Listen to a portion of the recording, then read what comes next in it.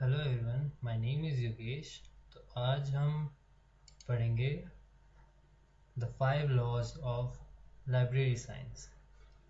One of the most significant contribution of Dr. S.R. Ranganathan to the field of library and information science has been enunciation of his 5 laws। जहाँ तक पता लग रहा है कि हम 5 लॉज के बारे में बात करेंगे जो कि डॉक्टर एस आर रंगनाथन ने बनाए थे।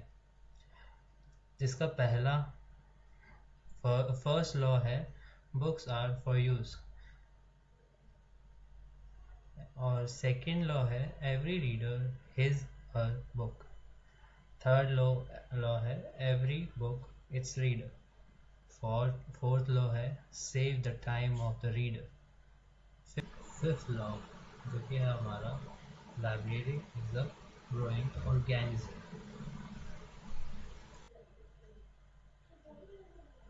पहला लॉ जो हमें बताता है कि हर पुस्तक पढ़ने के लिए है, और दूसरा लॉ जो हमें बताता है कि हर पाठक के पास एक उसकी बुक होती है, पसंदीदा बुक होती है।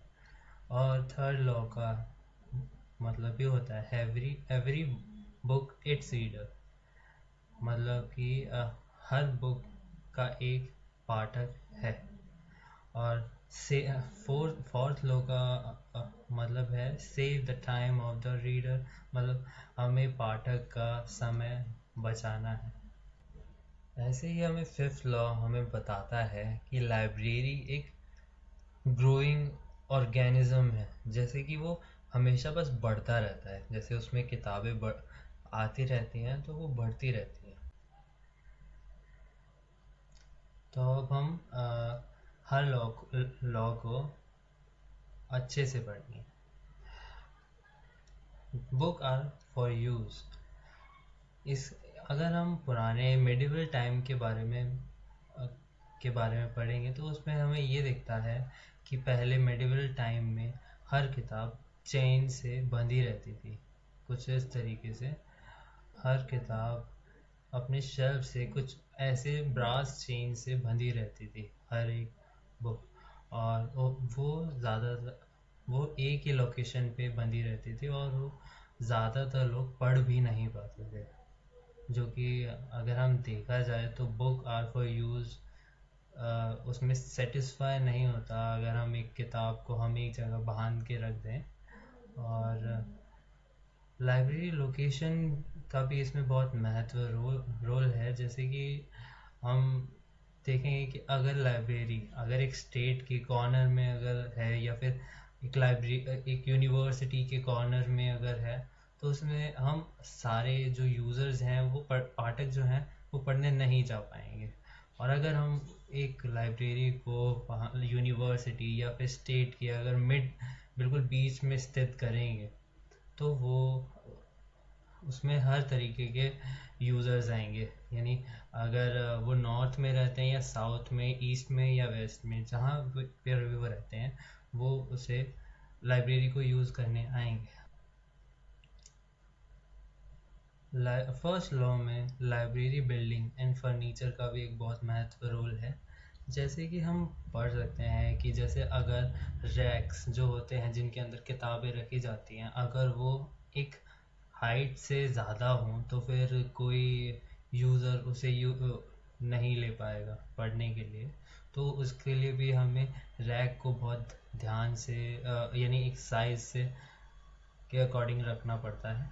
और अगर वो चिल्ड्रंस लाइब्रेरी है तो फिर उसके लिए अट्रैक्टिव वे भी हम यूज़ करते हैं। डिज़ाइन सारा का सारा जो फर्नीचर होता है वो कंफर्टेबल होना चाहिए और एट्रैक्टिव होना चाहिए, और ओपन शेल्फ होनी चाहिए लाइब्रेरी के अंदर, जिससे एक यूज़र जो पाठक है उसे इजीली एक्सेस कर पाए हर किताबों को।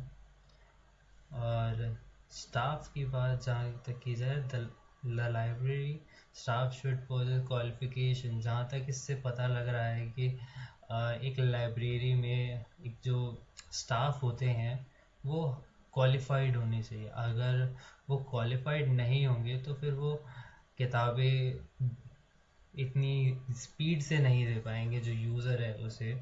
और ना, और उन्हें हमेशा उनके फेस पे स्माइल रहना चाहिए जो उनका मोटो होना चाहिए। और उन्हें यूज़र्स के लिए चेयरफुल रहना चाहिए और हेल्पफुल भी रहना चाहिए, जिससे वो अपने लाइब्रेरी की किताबों का पूरा हेल्प दे सके एक यूज़र को। अगर हम बात करें सेकेंड लॉ में, तो उसमें लिखा हुआ है every reader his her book. इसमें ये है कि जैसे पहले के समय में जब एक पुस्तकालय लाइब्रेरी के अंदर सिर्फ अपर कास्ट वाले ही लोग जा सकते थे, और यानी लोग नीची जाति और ऊंची जाति में बहुत ज़्यादा विश्वास करते थे, तो फिर इसलिए सिर्फ ऊपरी कास्ट वाले लोग ही जा सकते थे और नीची जाति वाले लोग उसके अंदर नहीं जा सकते थे। मगर डेमोक्रेसी जब से आई है, द एडवेंट ऑफ लाइब्रेरी में ये है कि जैसे आ, जैसे डेमोक्रेसी डेमोक्रेसी के अंदर हमें अगर बदला डेमोक्रेसी को अगर हमें सस्टेन करना है, हमें उसे बचा के रखना है, उसे आगे बढ़ाना है डेमोक्रेसी में, तो उसमें ये है कि हर एक इंसान को, हर एक जो जनता है, उस हर पूरी जनता को एजुकेटेड होना चाहिए, तभी डेमोक्रेसी सस्टेन कर पाएगी, वो जीवित रह पाएगी। हर एक व्यक्ति के पास एजुकेशन हो। तो ये एक एडवेंट था, यानी शुरुआत थी डेमोक्रेसी की, जिससे लाइब्रेरी में भी एक ऐसा चेंज आया जिससे हमें राइट टू एजुकेशन मिला, कि हम सबको बिना जाति धर्म और ये देखे हम लाइब्रेरी को एक्सेस कर पा रहे हैं, हम लाइब्रेरी में पढ़ पा रहे हैं। और द इम्प्लीकेशन में अगर हम बात करें, तो उसमें basic right of all person have to access material, यानी हम यही देख सकते हैं कि हर एक इंसान को उसकी जो पसंदीदा बुक है वो उसे मिल जाए। और यही है इस सेकेंड लॉ के अंदर। थर्ड लॉ, जैसे कि हम पढ़ पा रहे हैं एवरी बुक इट्स रीडर, इसका मतलब है कि हर बुक का एक ना एक रीडर होता है। जैसे कि अगर हम एक टीचर को देखें तो वो बस वही पढ़ेगी जो उसे आगे पढ़ाना है। और जैसे एक इंग्लिश की टीचर है तो फिर वो इंग्लिश के ही नॉवेल्स पढ़ेगी, इंग्लिश का ही सब कुछ पढ़ेगी, उस इंग्लिश से ही रिलेटेड सब कुछ पढ़ेगी। और एक पुलिस का है तो फिर पुलिस अपने नॉलेज को बढ़ाने के लिए अपने बारे में पढ़ेगी। और डॉक्टर जो है, डॉक्टर अपने अपने जैसे सर्जरी के बारे में पढ़ेगा, दवाइयों के बारे में पढ़ेगा। तो यही है कि एवरी बुक इट्स रीडर, हर एक किताब का एक रीडर होता है। और थर्ड लॉ के अंदर ये भी है कि एक लाइब्रेरियन को अपने लाइब्रेरी में अच्छी तरह से वेल ऑर्गेनाइज कलेक्शन रखना चाहिए, जैसे हर एक किताब को एक रीडर आराम से देख पाए और पढ़ पाए। जैसे कि अगर 10 बुक्स अगर डॉक्टर की नॉलेज में के लिए रखी हुई है, तो 10 की 10 एक जगह ही रखी हों, जिससे हर एक बुक को इक्वल वैल्यू मिले पढ़ने के लिए। एक रीडर कोई सी भी वो बुक उठा ले, जैसे अगर एक मेडिसिन 10 मेडिसिन की रखी हो, तो फिर उसमें से कोई सा भी बुक वो डॉक्टर उठा के और उसे पढ़ ले। और according to doctor S.R. Ranganathan, the majority of reader, यानी कि जो एक रीडर है उसे पता है कि उसे कौन सी किताब पढ़नी है, उसे पहले ही, जैसे वो लाइब्रेरी के अंदर एंटर होने से पहले उसे पता होता है कि उसे यही किताब चाहिए, तो वो वही किताब सिलेक्ट करता है लाइब्रेरी के अंदर। फोर्थ लॉ के बारे में अगर हम पढ़ें, तो save the time of the reader, यानी कि हमें पाठक का समय बचाना है। पाठक का समय हम इस तरीके से बचा सकते हैं, जैसे हम जैसे 10 किताबें, जैसे एक अभी मैंने बात करी डॉक्टर के नॉलेज में के लिए है, तो फिर वो एक ही जगह रखते हैं।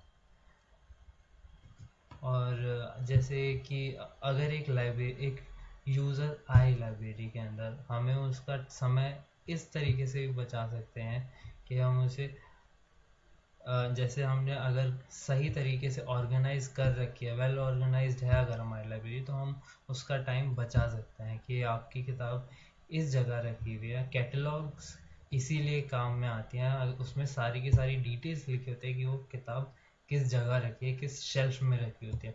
अगर वो सही तरीके से अगर एक्सेस कर ले कैटलॉग, तो हम डेफिनेटली एक रीडर का टाइम बचा सकते हैं।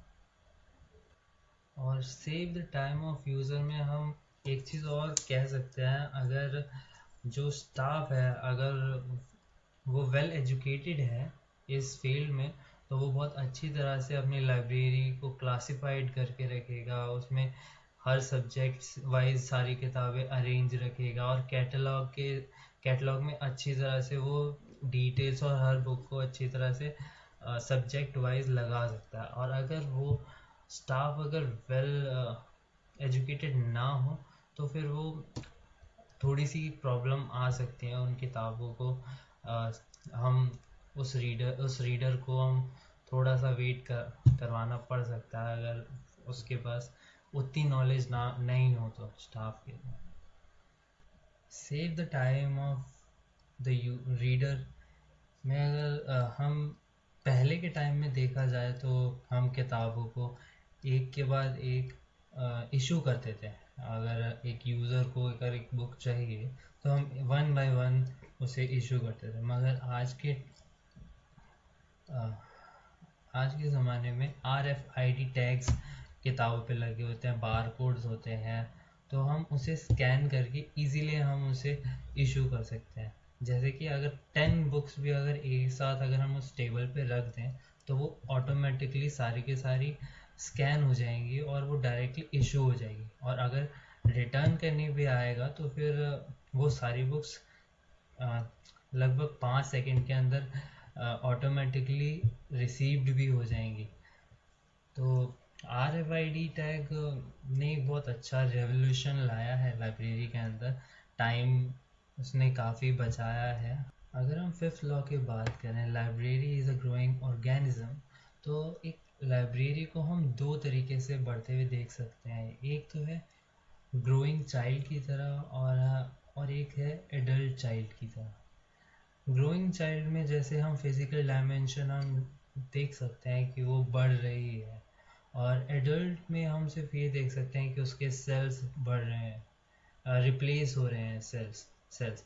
जैसे कि एक चाइल्ड ग्रोथ की तरह अगर हम कंपेयर करें, तो जैसे स्टार्टिंग में एक लाइब्रेरी में हम जैसे कोई सी भी बुक आए तो हम उसे रख लेते हैं, मगर एडल्ट लाइब्रेरी में हम एक स्पेशलाइज लाइब्रेरी को देखते हैं। जैसे अगर लाइब्रेरी अगर एक सोसाइटी में है, तो हम सोसाइटी में जो बदलाव आ रहे हैं उसी के हिसाब से हम लाइब्रेरी की बुक्स को अरेंज करेंगे।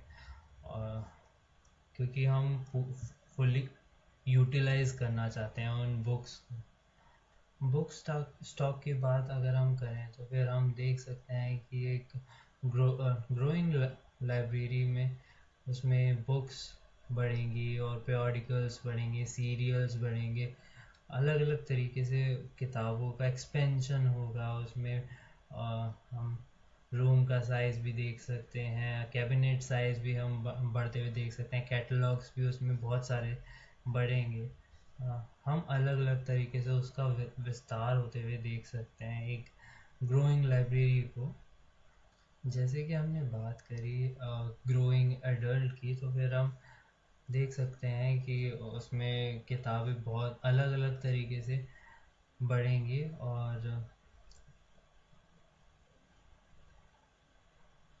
और ये एसेंशियल भी है एक लाइब्रेरी की ग्रोथ के लिए, और सबसे ज़्यादा हमें ध्यान देना चाहिए कि वो अच्छी तरह से क्लासिफाइड हो, उसे अच्छी तरह से रख रखाव हो, उसका मैनेज अच्छी तरीके से हो।